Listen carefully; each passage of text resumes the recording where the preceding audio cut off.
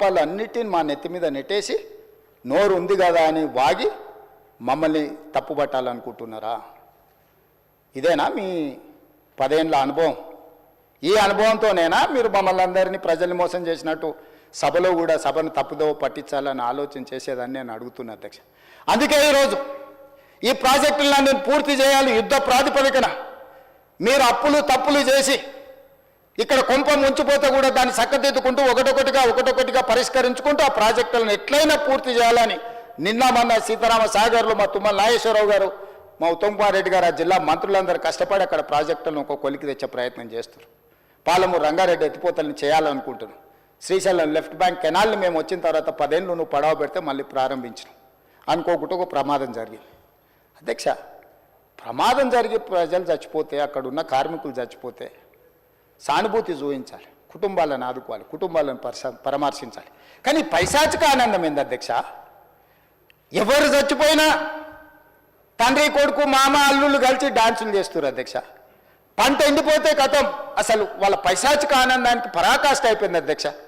ఎక్కడ ఏ ప్రమాదం జరిగి తెలంగాణ ప్రజలకు నష్టం జరిగినా, తెలంగాణ రైతుల పంటలు ఎండిపోయినా, తెలంగాణలో కార్మికులు చచ్చిపోయినా, తెలంగాణలో విద్యార్థులు చచ్చిపోయినా, తెలంగాణలో పాఠశాలలో ఏదైనా చిన్న సంఘటన జరిగినా వాళ్ళ కళ్ళల్లో మెరుపు చూడు అధ్యక్ష. దాచుకున్నా దాగుతలేదు వాళ్ళ ఆనందం. అసలు అంటే ఇట్లా మనుషులు చనిపోతే పైశాచిక ఆనందం ఇట్లా ముఖంలోనే కొట్టొచ్చినట్టుగా అనిపించేటోళ్ళని ఎప్పుడైనా మీరు చూసిండ్రా అధ్యక్ష? ఆఫ్రికా అడవుల్లో మనుషులను బిక్క తినేటోళ్ళని చూసినామని విన్నా. ఈడీ ఆమీన్ ఏదది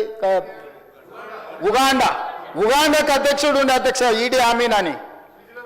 ఆయన మనుషుల్ని కోసి ఫ్రిడ్జ్లో పెట్టుకొని కొంచెం తీసి ఫ్రై చేసుకొని తినేటోడు అని. అంటే సినిమాలు చూస్తే నాకు ఆశ్చర్యం అనిపించింది, ఇట్లా కూడా ఉంటారా అని. ఇప్పుడు నిజం చేస్తున్నారు అధ్యక్ష. ఇక్కడ వీళ్ళు ఈడీ అమీన్తో పోటీ పడుతున్నారు అధ్యక్ష వీళ్ళ పైశాచిక ఆనందంలో. ఇది మంచిది కాదు అధ్యక్ష తెలంగాణకు. 25 ఏళ్ళు మీరు పార్టీ పెట్టి ప్రజలు ప్రతిసారి మిమ్మల్ని ఆదరించారు, అవకాశం ఇచ్చారు. ఆనాడు రాజశేఖర రెడ్డి గారు, చంద్రబాబు నాయుడు గారు, కేంద్ర ప్రభుత్వాలు కూడా మిమ్మల్ని ఓడించాలని చూసిన ప్రజలు మిమ్మల్ని గెలిపించారు. మరి ఈనాడు గుండు సున్నా ఇస్తే కనీసం జ్ఞానోదయం కలగాలి కదా అధ్యక్ష. 8 సీట్లలో డిపాజిట్లు పోవడం అనేది సామాన్యమైన విషయమా అధ్యక్ష? ఎందుకు ఆత్మ పరిశీలన చేసుకోరు? ప్రజల్ని ఎందుకు తిడుతున్నారు అధ్యక్ష? మీరు చేసిన తప్పులకు, మీరు చేసిన అప్పులకు ప్రజలు శిక్ష విధించిండ్రు. దాన్ని వదిలేసి ప్రజలే తప్పు చేసినట్టు, ప్రజలే క్షమాపణ చెప్పాలన్నట్టు, ప్రజల్నే ఉరిదీయాలన్నట్టు, ప్రజల్నే శిక్షించాలన్నట్టుగా వాళ్ళ మాటలు చూడండి అధ్యక్ష. ప్రజలు వాళ్ళు ప్రజలు మోసం చేసింది మాట్లాడతలేరు అధ్యక్ష. ప్రజలను తిట్టేది ఏంది అధ్యక్ష? ప్రజలు విఘ్నులు. ఎప్పుడు ఎవరికి ఏ రకంగా చెప్పాలనో ఇండికేట్ చేయాలనో ఇండికేట్ చేస్తారు అధ్యక్ష. భూకంపం కూడా ఒకటేసారి అది అధ్యక్ష. ఫస్ట్ కొంచెం కదిలి, మళ్ళీ కొంచెం ఆగి, కొంచెం కదిలి, తర్వాత భూకంపం వద్ద అధ్యక్ష. తుఫాన్ ముందలు కూడా ఒక ప్రశాంతత కనిపిస్తుంది అధ్యక్ష.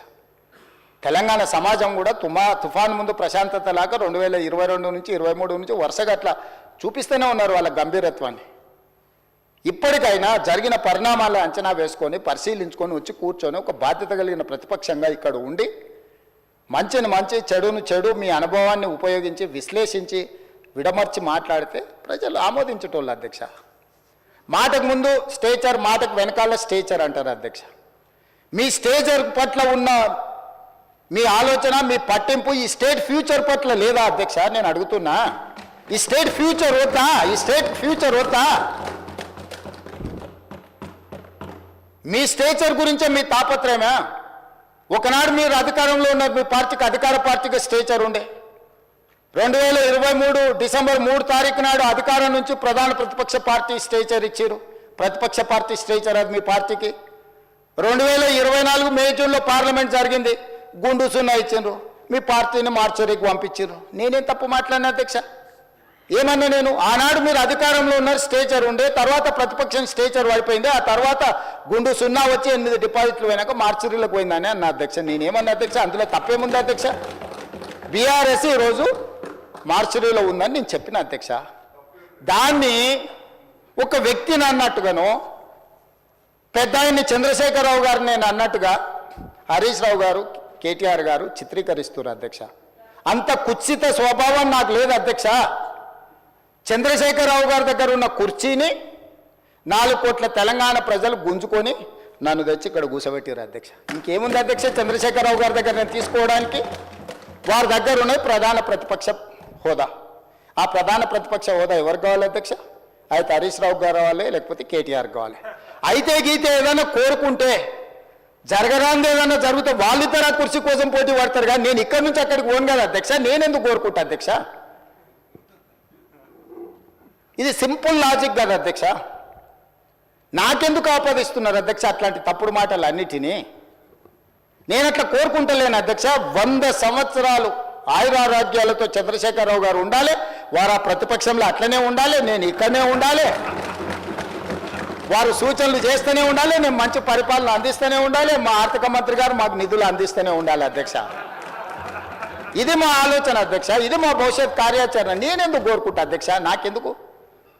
వాళ్ళు సరిపోను అన్నట్టు మళ్ళీ నేను కావాలా? వాళ్ళ ఇంట్లోనే పోటీలు పడతారు నలుగురు. ఎవరు అందులోకి రావాలో? మా మిత్రుడు మహేశ్వర్ రెడ్డి గారు కూడా ఉన్నారు. మంచి మనసు ఉంటే మాతో పాటు ఇక్కడ కూర్చుంటాడు. ఈ రోజు కాకపోతే రేపైనా. ఏమున్నది అధ్యక్ష? నాకు మంచి ఫ్రెండే, నేనేం కాదంటలేను అధ్యక్ష.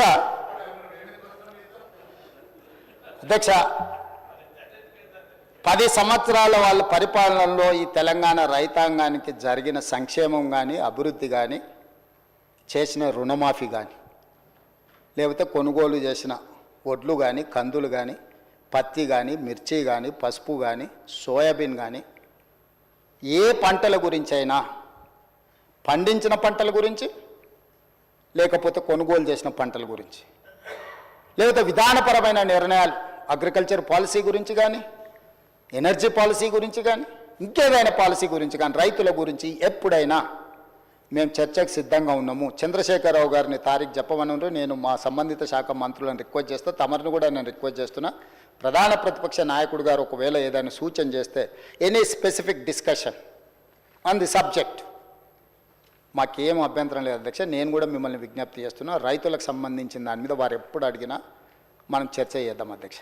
అదేవిధంగా అధ్యక్ష, మహిళలు ఆడబిడ్డలు ఆశీర్వదించి రేవంత్ అన్న అని పెద్దోళ్ళు మా బిడ్డ, మా పిల్లగాడు, మా ఇంట్లో పిల్లగాడని అనుకోవడం వల్లనే ఈరోజు నేను ఇక్కడికి వచ్చిన అధ్యక్ష. ఆడబిడ్డల ఆశీర్వాదం లేకుండా ఈరోజు నేను ఇక్కడ లేను, మా ప్రభుత్వం లేదు. కాంగ్రెస్ పార్టీ మీకు తెలుసు, ఈ దేశానికి ఉక్కు మహిళగా ప్రధానమంత్రి